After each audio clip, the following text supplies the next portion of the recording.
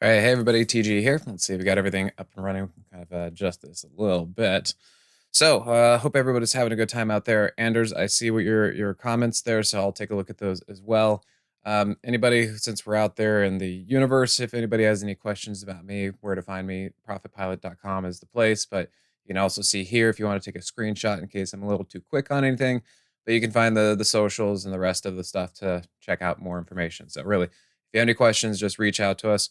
Anders, I also see about the Moxie indicator, and if you want to upgrade to the mastery program, the trading room, reach out to support. They handle all that kind of stuff, and they'll see what they can do for you over there. So I don't handle that, so can't give you too much information on that. But thanks for being an owner of the Moxie indicator, and we'll see you in the mastery soon. So yeah, I'll be looking for you. All right, so let's get into this. I've got to say, this market is looking pretty weird the last couple days. It's seriously been strange. What I've been looking for is the market to go lower. I do think it will go lower eventually. The question is when. And that was kind of what I was talking to my subscribers about yesterday. And as we can see, there's a bit of a bounce yesterday into today. I was trying to find some news, figure out what it is. There could be some talk about earnings and people kind of thinking maybe the earnings are going to be strong. I've heard some of that. But then we had Netflix. Now, Netflix, it might be off on its own thing. It's not necessarily representative of tech or the economy, although it might, might be. And maybe people are trying to cut back on things since inflation and gas prices are really high. They're trying to say, okay, well, what's the first thing to go? Could be something like Netflix. It's hard to say. It's really hard to kind of figure out what's going on, but they've had their first quarter of declining subscriptions, and I think it's been over a decade since since they've been climbing up like that. But we've seen that happen. We've seen Facebook get rocked. We're seeing some big stuff. Square, PayPal. I mean, we have been seeing some serious destruction in the market generally. So that's why I kind of think that it's just kind of a matter of time until the rest of this gets caught up to the market itself. So we have a little bit of a bounce.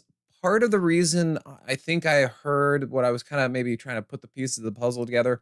Some of the Fed heads were out there talking over the last couple days, and one of them yesterday said, "Well, consumer demand is down and declining, and therefore we may not have to get as aggressive as we thought with interest rates." Now, I think that's wishful thinking. I think that's I don't know, maybe he's just trying to boost the market a little bit or trying to, soothe and coo some of the larger investment companies. I don't know, but that doesn't really make sense to me.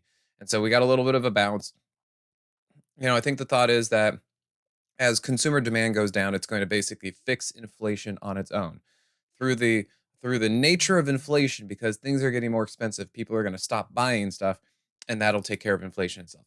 I'm not so sure that's going to happen. So I think the Fed is still going to have to get on track with raising interest rates pretty aggressively. And so, you know what? Right now, still just considering this a bounce and a downtrend. We took out some positions yesterday, cashed in some green stuff, cashed in some other stuff. And basically, I'm not really comfortable going long right here. And I'm just going to kind of wait until I see the next opportunity, either direction. I think it's going to be short, but I'm keeping my mind open in case this actually does turn into something, maybe a pullback into support, and then it goes up from there. So we'll kind of look into that. But again, I'm very, very cautious about this market. We still have the 8 below the 21. The Moxie indicator is still below zero despite price being over the 50, so that's kind of negative.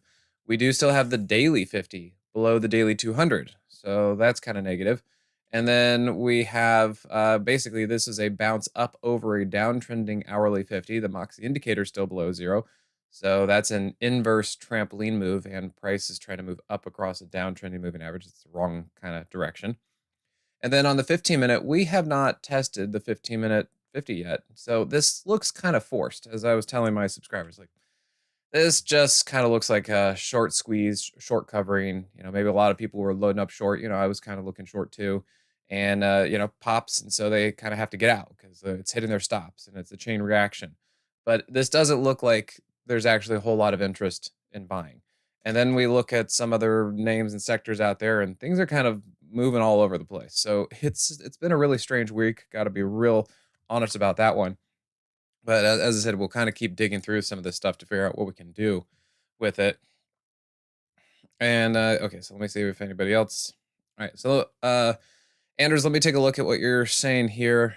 3M, so MMM is short. Well, okay, let me step back a little bit. Let's go for the weekly. And the short side, for as much I gotta say is for as much as the market has been going down, like I mean, look at 3M. You look at that and you're like, wow, yeah, that thing really went down. As much as the market has been going down like that, there are bounces. There are some serious bounces. So you just have to make sure you're shorting at the correct location. Timing and location are very important when it comes to trading, and I've been experiencing that too with the kind of trades that we've been putting on. And while the market, 3M might end up being much lower later, depending on what your setup is or your strategy or your options or whatever, it's going to matter as far as your timing goes. Now, what I will say, just kind of to set up the picture here, is you're assuming you're shorting something in around here. Well, if you look left, you're kind of at a double bottom. Like, there's kind of an area right here. And so you're at a previous support area. That's kind of the first thing that catches my attention. The next thing that catches my attention on the weekly chart is that this got really, really, really oversold.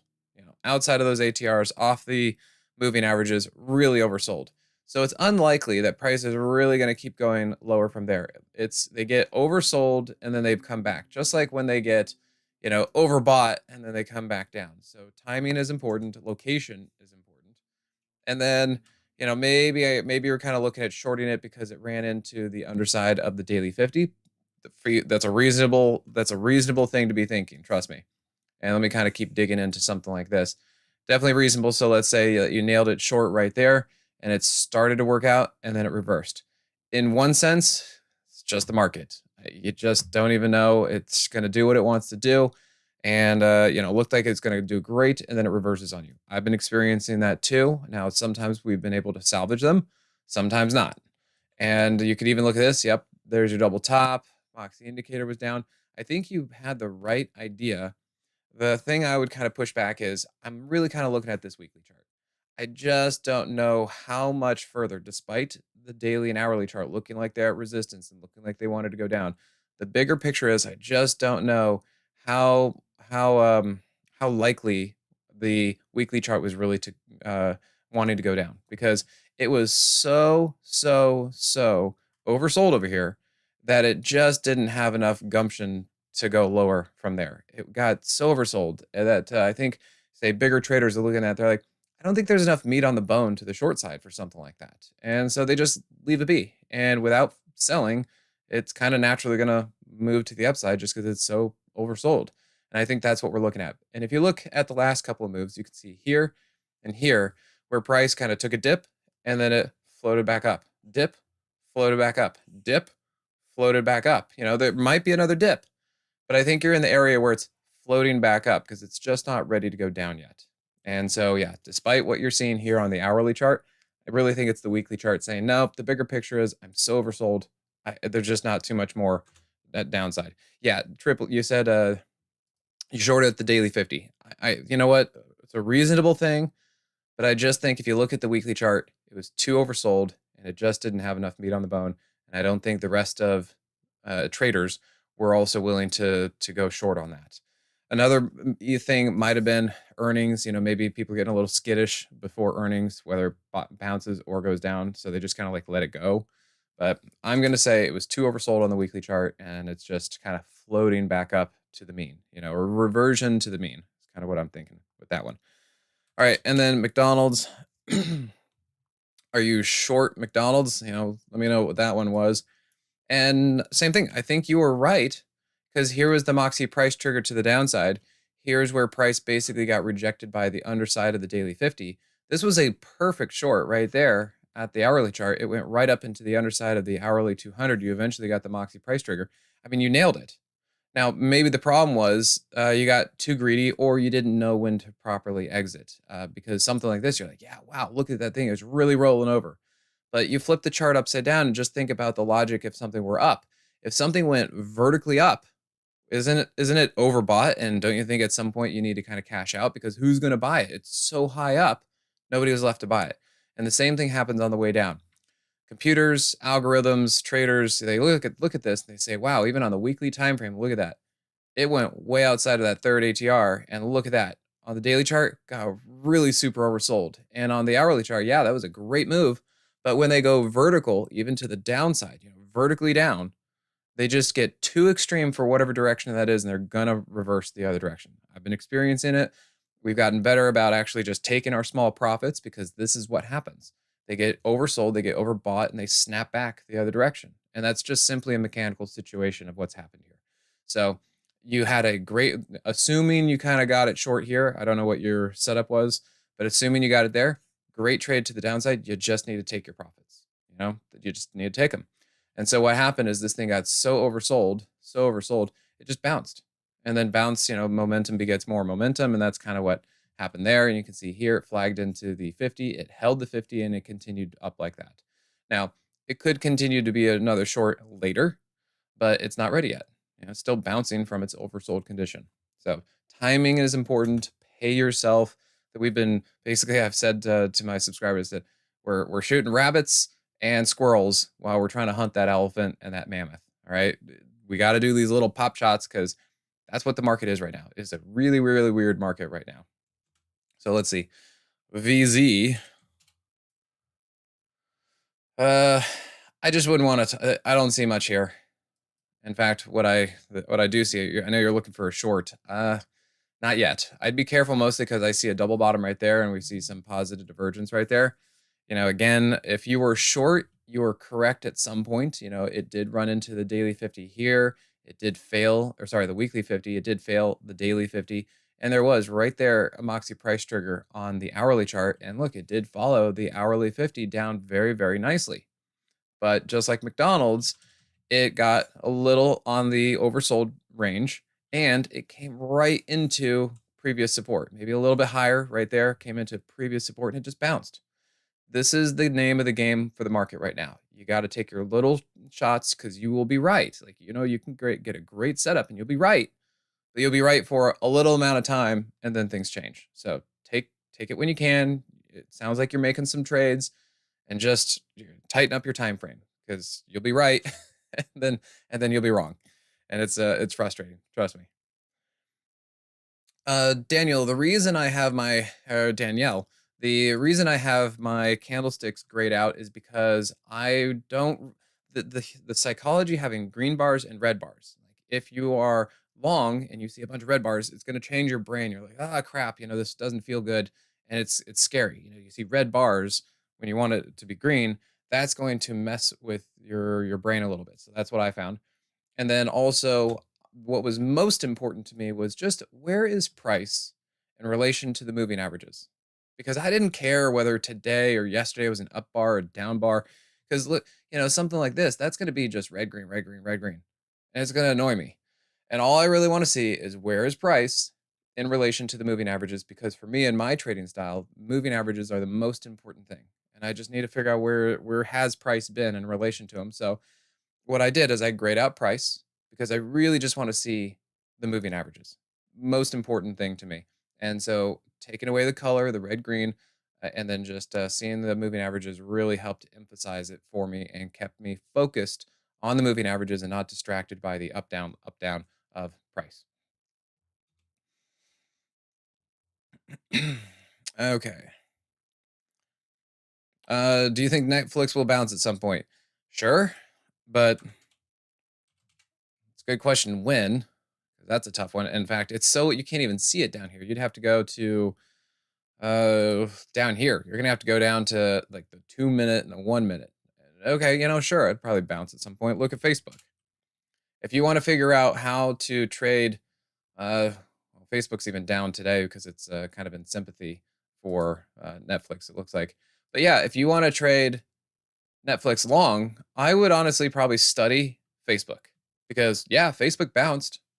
But when did it bounce? It bounced, gosh, let's see, it bounced 39 days after it initially dropped.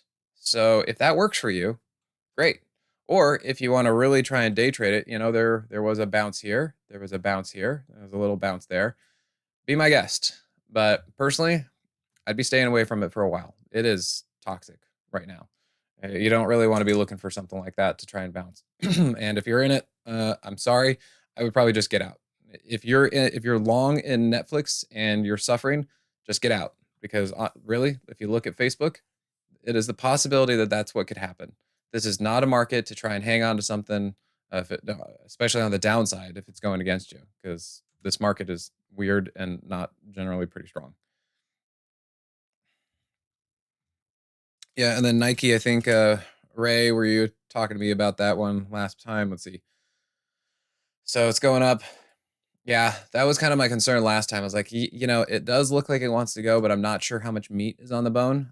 I think that's kind of where I was specifying last time. And you were coming into this previous support or at least previous low area. So basically, what it did is it double bottomed. That's what I look at is double bottomed, kind of like Verizon VZ, and it turned around. Now, if you could see this, there was a double bottom, there was a Moxie price divergence right there, and you could see right here, price actually held the 15-minute 50, and look how good that Moxie indicator looked.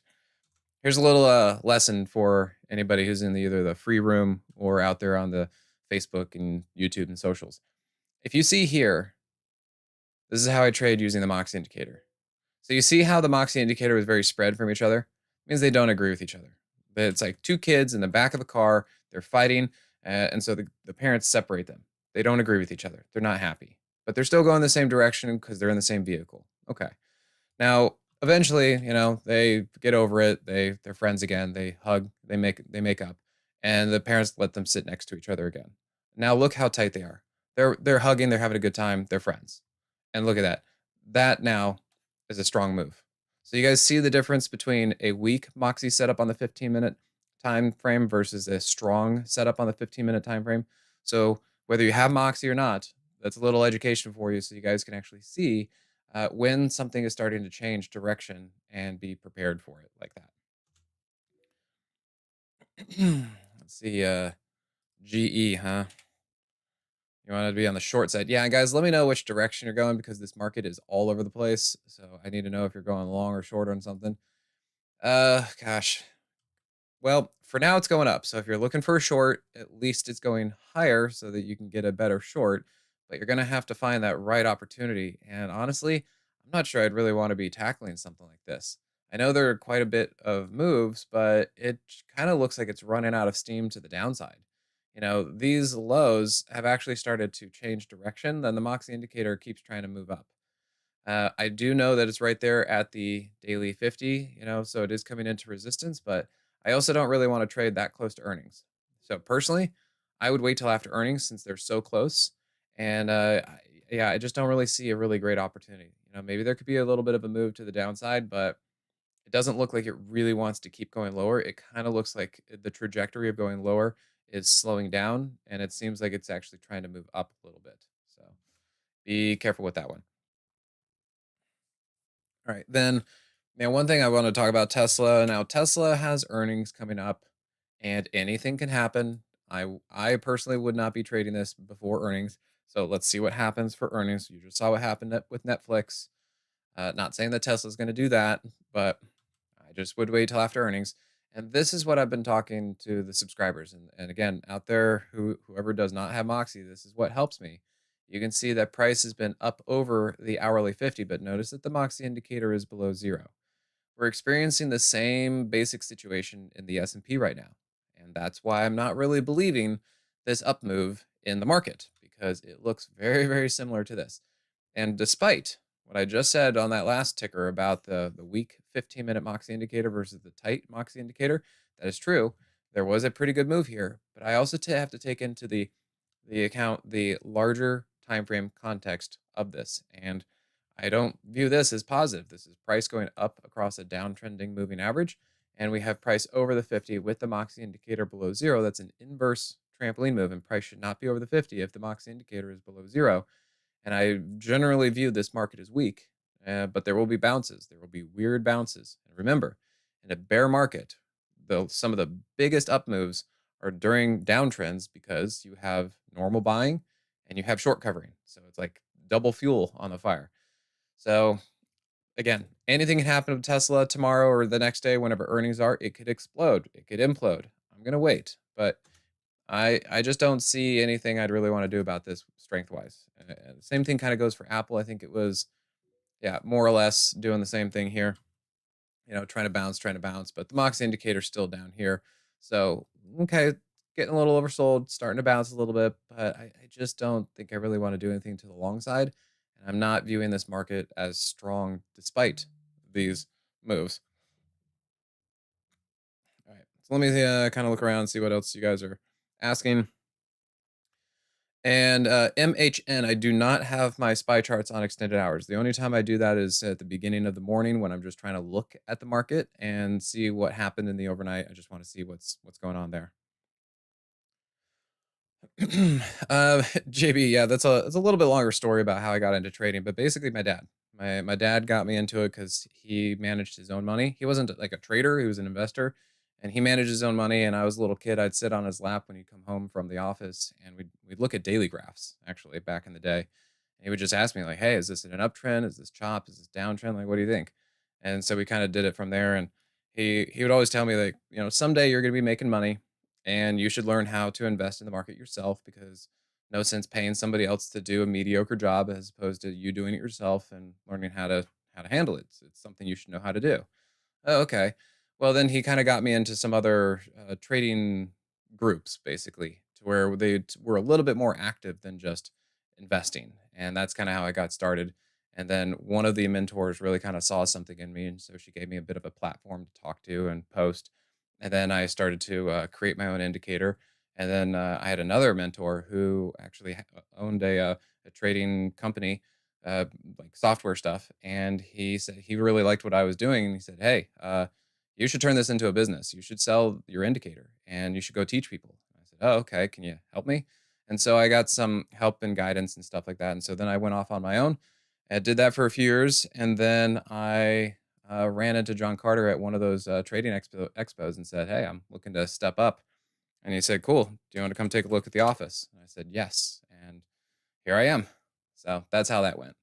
All right. So as far as the UVXY, it's been a little bit funky. As I said, I was kind of looking for some support in through here, and I really kind of thought it was going to be going up like that. Well, the market bounced. Okay. But I'm still looking at this. It's not entirely down and out. And remember, I'm not really trusting this market.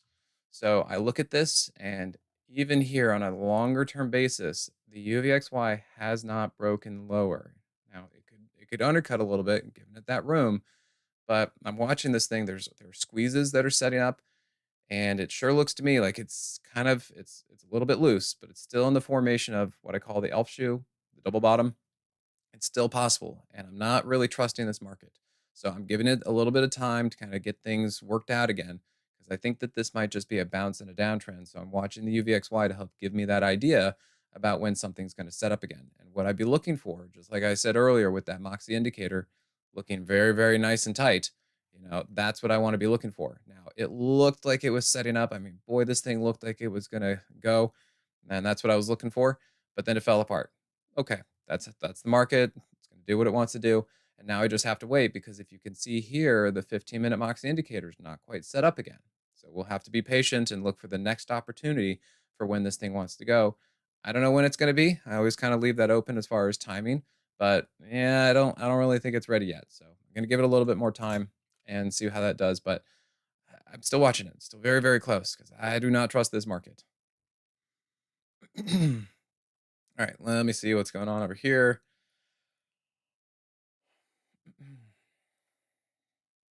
All right, I know you guys are talking a bit on the Moxie group over there. And then let's see, VIX, if we actually look at the VIX, the VIX. Now, I do have, let me extend this because I've been looking at this line. You can see I've got this trend line. And look at this trend line on the VIX. It's been holding. So again, we just finished talking about the UVXY. Watch the VIX. Something's still going on there.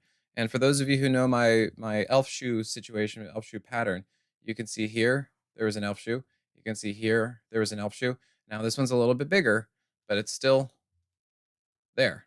And so I look at that and I'm looking for the next big pop to the upside. So shooting those rabbits and squirrels, looking for that elephant. and I'm looking at the VIX and the UVXY and the market rolling over at some point as that elephant. But timing is important, and that's what we're kind of have to keep looking and waiting for. So I'm kind of looking at this, possible double bottom situation. So do keep an eye on that. We could be turning around something soon. Yeah, best bid. I'm telling you, my journey has been really fun. It's been really neat. It's been a long road, though. It took me years of trying to honestly. Some of the mentors that I learned from, I listened to them for a long time, and they just didn't resonate with me. And this is something I say even about myself. So for as many people who are listening and watching me and how I trade, it may not resonate with you. We have other traders that maybe they are more your style, maybe the way they see the market. You gotta find the right person for you. And for me, I love her. She was like a grandma to me, but, she was like a almost like a not a savant, but, a musician. She could be one of those people where you sit down, you look at some music, written on a piece of paper, and she could just sit down at a piano and type it. That was stock trading for her. She would look at this stuff and she'd be very artsy, kinda like the Bob Ross of stock trading. But I needed something more technical. I needed nuts and bolts and gears and blueprints because that's how my brain works because I'm more of an engineer than an artist. And so I took the lessons that I learned from her over the years and I had to kind of just repurpose them and make them my own. And that's how then I made my indicator and came up with all this stuff and just came up with my way of trading based on my years of observation in the market. And so, for as much as you guys might learn something from me, I may not be perfect for you. The way I look at stuff may not really resonate with you. So take the bits and pieces that maybe work for you from me and make it your own. You guys got to make it your own because you know what? I'm only one person. We got a lot of people out there and everybody has their own different trading styles. So I'm not going to say I'm the end all be all for anybody. You guys have to kind of figure out your own path and who resonates best with you. So, yeah, Mitch, nice. Saw me on YouTube. Okay. Well, we got a bunch of yeah, YouTube, Facebook, all that kind of stuff out here. All right. Well, I'm gonna get going. I see one person asking about internals real quick. I'll show you. This was the last. You can see it's still working right now. Internal has been slightly positive. The ticks have been up. Not much to say about order flow, and then really kind of funky as far as the advancers versus decliners. So again, I'm pretty sketched out about this market right now. So be very careful. There are some bullish areas, then the rest of them are weak, and then it's just been a funky time. So do be careful about that. And again, anybody who's new to me, looking for any questions, answers, come over here. You guys can find out more information about me. I got lots of stuff out there. So if you want to kind of preview who I am and what I do before you buy, we got lots of opportunities and for you for viewing. So thanks again, everybody.